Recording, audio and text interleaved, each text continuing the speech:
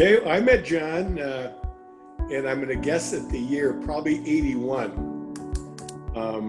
He came in and interviewed with Coldwell Banker. And this was right after he got out of Hamlin Law School. And in fact, there was a crew of 5 of them that graduated together, and my executor and one of my best friends is one of the other ones. And I'm buddies with the other 2, and then the 5th one was Paul Majors, the local anchor that went to California. I first met John in the fall of 1977 in law school. And I can remember the class, by the way. It was an insurance class. The professor's name was Jim Pielmeyer.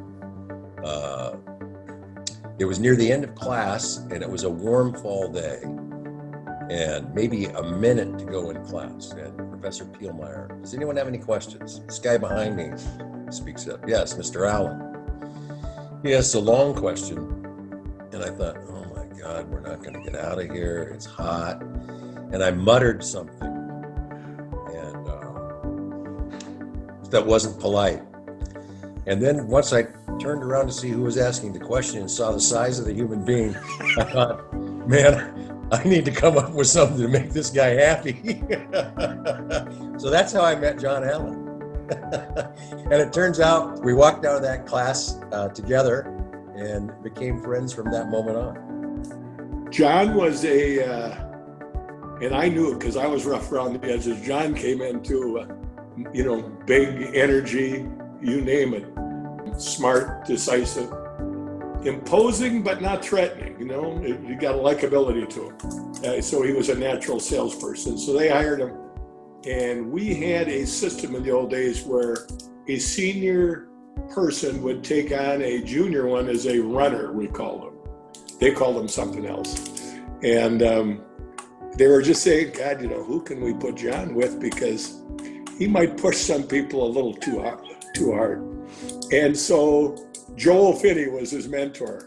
If there was ever an odd couple, Felix and Oscar, that was John and Joel. During law school, he comes to me in a cold winter day, and the forecast is for the weather to only get worse. I mean, it's going to really get cold. He says, do you have $50? I said, I don't have $50. I barely got enough money for lunch.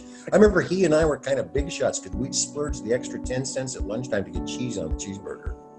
And I'm serious. That's a true story too. So I said, I don't have $50. And I said, why do you need $50? He says, because I'm just a little bit short. He says, I want to buy a starter, to start cars. It's going to get cold. And John didn't live in the best of situations at that time in life. He lived with a bunch of people that were broke like he was. And so he figured their cars weren't going to start once the weather went south. So if he had a car starter, he'd charge him $10 a thing to start the car. So he ended up getting the extra $50, and I don't know where he got it, but he bought a star carter. And so he got out this is John, up early in the morning. It's going to be 40 below. There's John out in that parking lot. Cars don't start. He's charging $10 a car. He paid for the damn thing that first morning. I first met John Allen when he worked as a bouncer at Sergeant Preston's with Paul Majors. Well, he was an aggressive broker. He had a very good sense for a deal, and he had a very good sense for closing the deals. And he did a good job for his clients, and then he ultimately did a good job for himself. No, I think he was a very good student of market conditions, and he knew when the market was dried up that it was going to come back, and you could go out and be aggressive and get land and build buildings, and the market would come to you, for lack of a better term. John has always been a real hardworking, aggressive individual. He still is today. And when I first met him, you couldn't believe the energy and the hard work that this fellow would put into everything he did, the perfectionism of it. And I haven't seen one change in him since. If anything, it's gotten more intense than it was back then. Since then, I've financed over 30 properties for John, and I think, generally speaking, the loan amounts was in excess of $200 million, by the way, all of which were constantly current and have since been paid off in full. So it's been a successful situation. And I can add that most of these financings was done with I'm talking now permanent financing, not construction loans, but these were done with New York Life as a permanent lender. And he has just a fabulous reputation with New York Life. They'll bend over backwards and do just about anything for the guy. So, and still will, even though they deal with these huge developers around the country. What John is good at is determination. He's got the determination of a pit bull on a chuck roast. He's not going to let go. It's his energy. It's his drive. All of those things that define determination. He's unbelievable in that respect. He's remarkable. He has more determination than any human being I've ever met. And that's a fact. And I recognized that early on. John doesn't understand no. John doesn't understand. You never hear John say, I can't do that. He'll give it a try and he might fail. He'll keep trying. He'll just keep trying. That's John. It's his drive. It's his determination. It's that can't fail attitude. And it's a positive attitude that he carries around with him. He's a remarkable human being. I got to just tell you, when I met John, I knew that I needed to have my A game. And so I suited up and I came in and I sat down and John's like, okay. And I had one of those John meetings and I came away from that meeting and I was like, that is a guy I want to know for a long period of time and I'm going to do it right for him. So the most interesting and thing that sets John Allen to be John Allen is his intentionality to quality. I mean, there is no variation to doing it right. And so, like, I'm sitting in front of a building right here, right now, and this is in Fridley, right on Main and Main, the corner of, as to John Allen quote, on the corner of 100% and White Hot. And so, and he waited it out, right? So he's going to do it right, but he's not going to pay more than what he should. And so he waited for multiple groups to come in and out of this property before he came in and said, okay, I'll buy it and I'll do what I say and I'm going to buy this thing. So what John did really well was create a product that, that now everybody's copying. He created a product that is a beautiful building, fully landscaped, and there's a door on every inch of the back of this building, and there's also drive-in doors, and his incredible optionality, because he never built a single building with the idea that he would ever sell them. He built them so that every time a tenant would come and go, he could move with the tenant's needs. And so that's really what set John apart from everyone else in the marketplace that was catapulted him into the spot that he's at. His business plan doesn't have hope in it. He's got every thought, he knows what it's going to cost and he knows what he does. And that's the set. He executes well. John's just not business oriented. He's family oriented. He's a hell of a friend. He's one hell of a friend. Well, he's not short of confidence. We all know that. He's one of the hardest. He's very hardworking, always has been.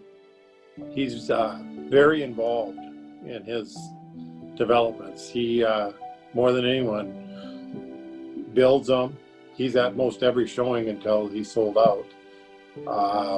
He's involved with the construction, the tenants, every aspect. I mean, he's there and he picks up his phone. Probably more active than most people at his level, I would argue. When he started, I mean, he used to demo his own offices and he paints his own. I mean, early on he was doing his own painting, demo. He's not afraid to do the work. John is very intelligent. He has a keen business sense. He understands the financial implications of a transaction and a business enterprise at a level that I find to be quite unusual. His thinking is efficient. His actions are direct. He's very focused. He's fair, but he's determined and disciplined and committed. He comes to me one day and says, hey, he says, are you busy this weekend? And I said, no. He says, you want to seal coat some driveways? And I said, what do we know about seal coating driveways? And he said, well, he said, I went and hired on with this guy. And I says, I've been seal coating for a week and a half. And he goes, is that what all those marks are in your arms and your neck and face?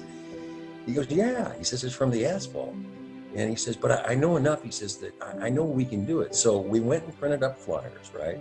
It said seal coating. We went to the west side of Minneapolis, the suburbs, where we thought people had money and we knew they had driveway. And I sat, he had this old beat up pickup truck. I sat on the right front hood and we drove through communities like Minnetonka.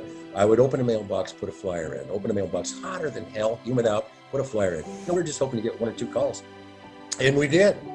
And the next thing you know, we sealed and coated a couple driveways. That led to a couple of other things. And I remember that John, so this business became Gopher State Seal Coat, which he eventually sold. But I think he looked around fairly early on, was making deals, and he was looking at what he was making and splitting with a company versus what the developers were making, and he decided to dabble a little bit himself. I think the first building he bought, I think a little one, was off 58th and Lindale.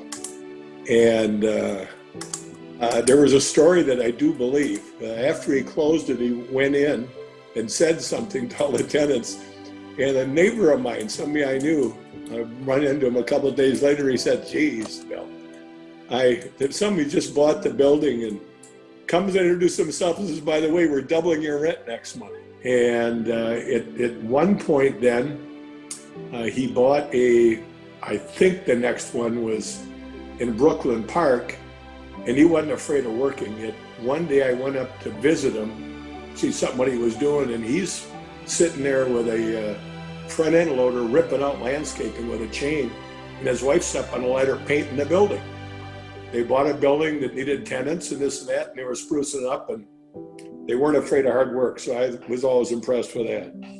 He won't overpay for a site. He knows good real estate. He knows what he wants to do. Early on, I think he decided that he wanted to be a lower cost provider.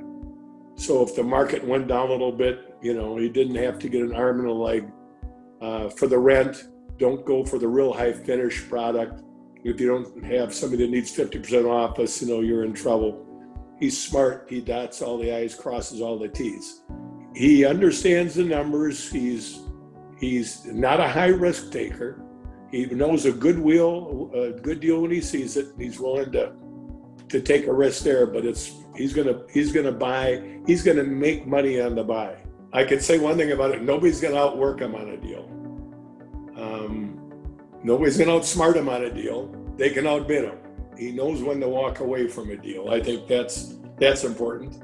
He's a dear friend. He's loyal. He's forthright, funny, and smart as a whip.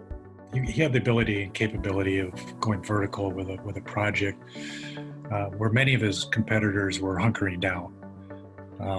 I've been through a number of recessions with John, and frankly, it's been kind of remarkable that he had a building being delivered at the time when the market was coming out of a recession. I think the biggest thing that comes to my mind that really separates John is he's involved in every aspect of his business, and he knows it and he lives it every day, from finding the land to entitling the land to designing the building to being the general contractor on most of his projects, working with the cities, the third parties, and of course, he always did his own leasing. And so when you have such high touch points on every facet of your business, this really allowed John to take, make quick decisions and jump on things and take advantage of opportunities where his competitors just couldn't get out of their own way. One thing I really appreciate about John is how faithful he is, and he's generous, and he's really a wonderful guy. And one of the things that my wife and I have been involved with is we're building a school in the Dominican Republic. And I said, John, I need your help. And in one 5-word sentence, he said, no problem. And the next day, he made a very generous gift for the construction of our school. And so I know that John, he gives to his schools and his other things. In Naples, he's a part of the community, and Brainerd, he's a part of the community, and in Minnesota, and education, all these other ways, he's giving back. And I witnessed it firsthand, and I really appreciate that in who he is. I have high regard for John and admiration for his commitment to that school. both with his business savvy and expertise, and he has been a very generous donor financially. And both of those have been essential for the school. He also was our board chair for more than 10 of those 23 years. It was at least 10, it may have been 11 or 12. So John was not only a trustee there, he was the leader, and he was an effective leader. John is a natural leader. He's a strong personality. He has a clear focus on what matters. He doesn't want to waste a whole lot of time on it, because once you know where we need to go, John is all about getting us there. But he's been a great leader on that board and was the chair until just several years ago, and has remained active as a trustee since that time. I read the lead into this on Real Estate Journal, where they're advertising for this award, and it says a lot of things about John, all of which are true. And I think you could use just about any superlative that you wanted, and it would fit John. But my association with him, I could just say very simply, he's a very nice guy and a great friend to have. And I'm really, I'm happy I've known him for that period of time. In the meantime, I'd like to tell John congratulations for this award that you're getting. It's not your first by any means. I've seen you at many other of these dinners and such, and I certainly don't think it'll be your last. But congratulations and best to you. John, we've had a great relationship together over the years. I can't offer enough congratulations to you for your success. And this award is really an exclamation point on what you've done with your life. Congratulations. Congratulations on receiving the Lifetime Achievement Award. It's recognition that was hard-earned and well-deserved. What you've accomplished in your career is just short of remarkable. You're a man of high integrity, honor, and your loyalty to Wells Fargo and myself has never been forgotten. So, best wishes in the years ahead, my friend. John, I'm happy to be part of this video and send you my personal congratulations, well deserved, for this Lifetime Achievement Award. All best to you, and thank you for all you've done and continue to do for Northland College. Congratulations on the Lifetime Achievement Award. It's very well deserved. God bless. Congratulations, John, for winning the Lifetime Achievement Awards. Nobody deserves it more than you do. I love you. Take care of your family. John, I'd like to tell you congratulations on your Lifetime Achievement Award. I honestly don't know anyone that could be more deserving, except perhaps Gary Holmes, Bill McHale, people like that. Anyway, John, I really do mean it from the bottom of my heart. Congratulations. You are a true friend.